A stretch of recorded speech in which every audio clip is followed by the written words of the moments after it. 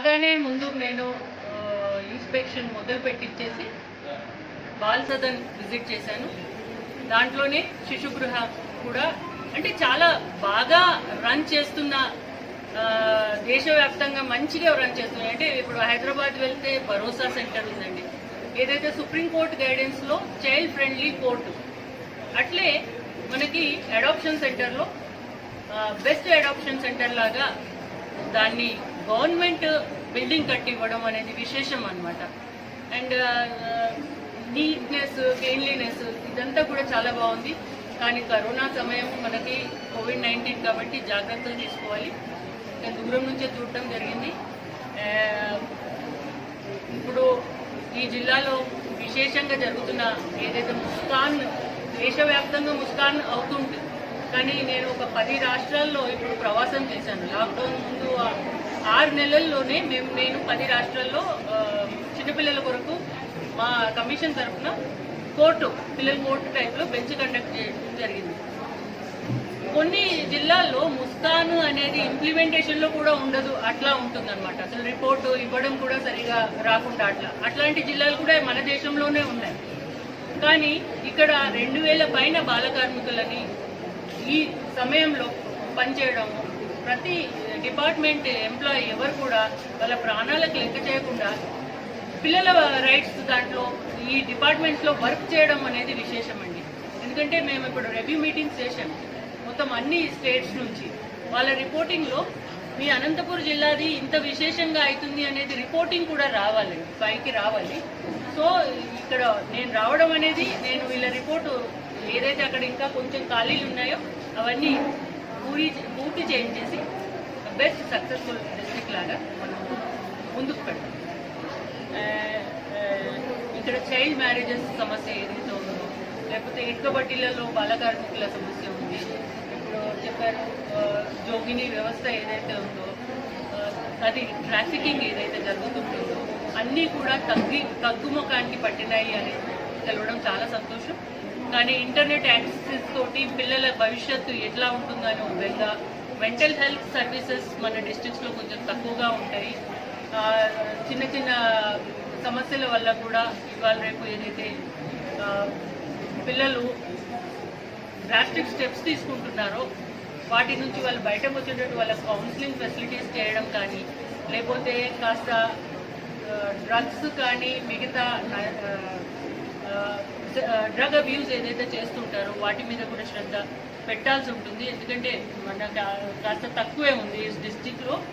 మరి ఏంటంటే పిల్లల సమస్యలండి ఒక్కొక్క ప్రాంతంలో ఒక్కొక్క రకంగా ఉంటుంది.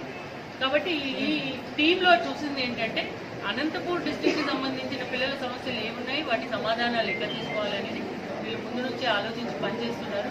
కానీ ఎంత పనిచేసినా కూడా కొన్ని లోట్లు ఉంటాయి.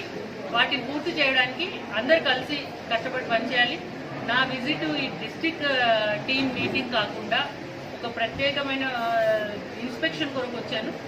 సో మీడియా ముఖంగా నేను చెప్పేది ఏంటంటే, చెప్పడం కాదు, అసలు ఒక రకంగా ఆలోచించాలంటే నేను బెదిరిస్తున్నాను మిమ్మల్ని. ఎవరైతే పిల్లలతోటి వ్యాపారాలు చేస్తున్నారో, వాళ్ళ పేర్ల మీద తల్లిదండ్రులు ఉన్న పిల్లల్ని అనాథలు చేసి హోమ్స్ రన్ చేసుకుంటున్నారో వాళ్ళందరికీ కూడా ఒక హెచ్చరిక కమిషన్ తరఫు నుంచి, నా తరఫు నుంచి. అండ్ నేను ఇది కూడా ఒక ఫోకస్ పాయింట్ చేసి చెప్తాను. అనంతపురం జిల్లాలో 43 హోమ్ల నుంచి NCPCR నుంచి ఎప్పుడైతే వీళ్ళకి లెటర్ వచ్చిందో 10 మేము సోషల్ ఆడిట్ చేయించాము సుప్రీంకోర్టు డైరెక్షన్స్ తరఫు నుంచి. మొత్తము దేశమంతటా రిజిస్ట్రేషన్ అయిన 7,600 పైచిల్కు 400 పైచిల్కు హోమ్స్ నా డివిజన్ తరఫున సోషల్ ఆడిట్ జరిగింది. ఈ జిల్లాలో మొదటిసారి 10 హోమ్లు మూసేయించారంటండి. ఇప్పుడు నివేదికలో వాళ్ళు చెప్పారు. చాలా సంతోషం. ఇట్లే మిగతా జిల్లాలు కూడా ముందుకు వచ్చి ఎవరైతే పిల్లలతో వ్యాపారం చేస్తున్నారో ఆ హోమ్స్కి నేను మీడియా తరఫు నుంచి చెప్తున్నానండి, అవకతవకలు చేయకండి. మీ తాట ఒలిచే వాళ్ళు కూడా ఉంటారు. అందరూ లంచగొండులు కాదు. అందరూ చిన్నపిల్లల మీద అత్యాచారాలు చేసుకుంటే మీరు కూర్చొని మీకు అసలు ఇంట్లో భోజనం ఎట్లా చేయాలనిపిస్తుంది మీకు అనేది నేను మీడియా ముఖంగా చెప్తున్నాను. మీ పిల్లలకి ఎవరన్నా అట్లా చేస్తే ఎట్లా ఉంటుందో ఒకసారి ఆలోచించండి. అసలే కరోనాతో చచ్చిపోతున్నాము, రోజులు బాగలేవు. ఇప్పుడైనా ఈ వ్యాపారాలు బంద్ చేసుకొని మీరు నిరుద్యోగులు కండి, తప్పులేదు. ఆడవాళ్ళు అయ్యుండి అమ్మలాగా చూసుకోవాల్సిన వాళ్ళు కూడా ఇట్లాంటి వ్యాపారాలని ఎగదోసి అక్కడ రకరకాల అకృత్యాలు ఏదైతే చేస్తున్నారో వాళ్ళని దేవుడు క్షమిస్తున్నాడేమో కలియుగం కాబట్టి, కానీ అధికారులు క్షమించకూడదని నేను ఇక్కడ ఉన్న అధికారులందరికీ కూడా నా తరఫున చెప్పి వెళ్తున్నాను.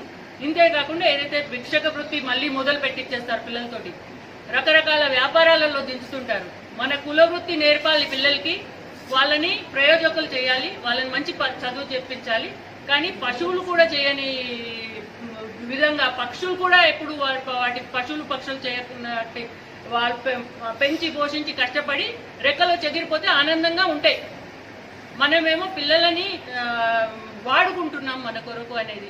ఆ పిల్లలు మనల్ని ఎందుకు రెస్పెక్ట్ చేస్తారు? ఇట్లాంటివి ఊరికే మీడియాలో చూసి చూసి చూసి మన లాంటి తల్లిదండ్రులను కానీ పెద్దవాళ్ళని కానీ రెస్పెక్ట్ ఇవ్వకుండా తయారైపోతారు ఇంకొన్ని రోజులు అవుతే.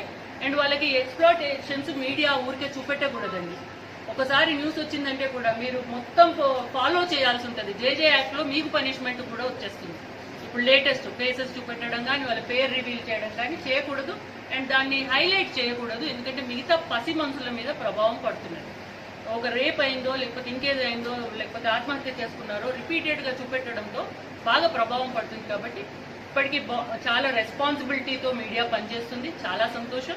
అండ్ ఆంధ్రప్రదేశ్లో మిగతా జిల్లాలకి ఆదర్శవంతంగా చాలా సమస్యలతో కూడిన వాతావరణంలో ఉంది ఇప్పుడు ఆంధ్రప్రదేశ్. ఏలూరులో వచ్చిన డిసీజ్ గురించి కూడా చదివి దాన్ని కన్సిడర్ చేయడం జరిగింది. ఏది వచ్చినా మానసిక వ్యాధి అనుకోకూడదు, మీడియా దాన్ని మానసిక వ్యాధిలాగా హైలైట్ చేసిందిగా కొంతమంది అధికారులు కూడా ఇచ్చారు. కానీ లెడ్ కంటామినేషన్ ఉంది కాబట్టి ఇప్పుడు నాకు ఈ 1 డే డెవలప్మెంట్ తెలియదు. ఏ చిన్నదైనా కూడా వెంటనే అలర్ట్ చేసిన మీడియాకి చాలా ధన్యవాదాలు. మీరు ఇంకా కష్టపడి పనిచేస్తే మనం పిల్లల భవిష్యత్తులో చాలా బాగా వాళ్ళని ప్రయోజకులను చేసి దేశ భవిష్యత్తుకు పనిచేసే వాళ్ళలాగా తయారు చేయొచ్చు.